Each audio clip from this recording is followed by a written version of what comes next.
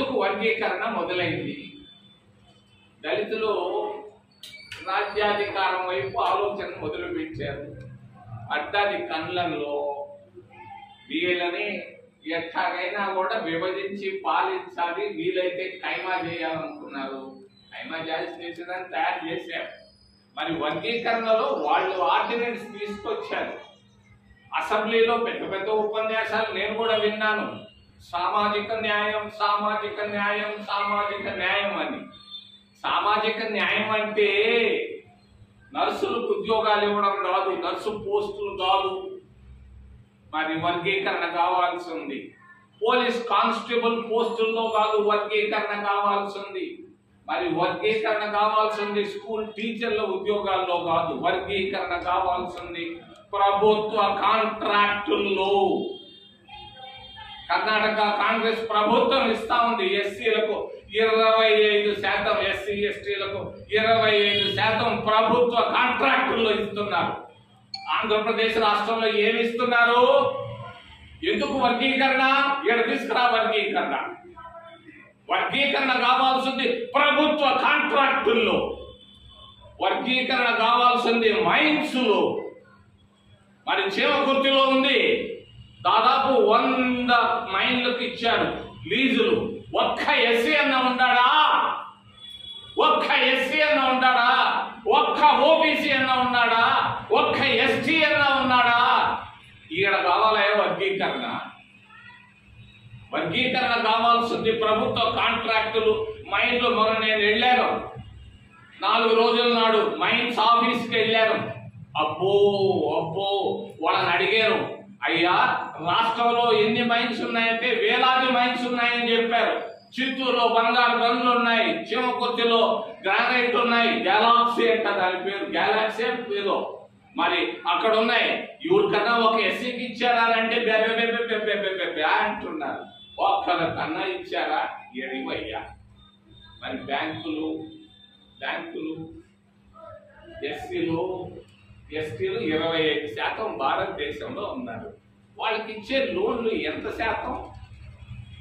1% లోపు ఇస్తున్నారు. 1% లోపు 25% ఉన్నటువంటి ఎస్సీ ఎస్టీలకు ఇస్తున్నటువంటి లోన్లు 1% లోపు. 50% ఉన్నటువంటి ఓబీసీలకు బ్యాంకుల్లో లోన్లు ఇచ్చేది 2%. 2%.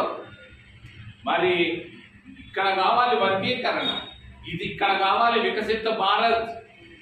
ఓ ప్రధానమంత్రి గారు లోన్లన్నీ ఎత్తుకొని పోయి గుజరాత్ లో ఉండే మార్వాడీలకు ఇచ్చుకుంటున్నావు.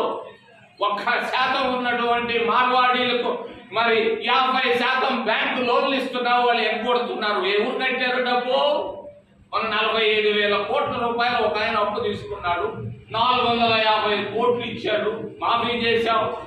మరి మార్వాడీలకి బ్యాంకు లోన్లు. ఈడ కావాలయ్యా వర్గీకరణ.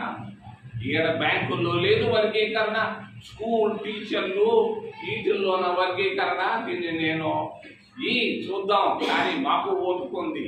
మా చెవులో పువ్వు పెట్టినంత మాత్రాన మీరు సాధించబోయేది సున్నా అని తెలియజేస్తూ, దేశంలో ఆర్థిక అసమానతలు భూస్వామి అయిపోతున్నాడు. నేను 30 సంవత్సరాల నాడు ఒంగోలుకు వచ్చాను.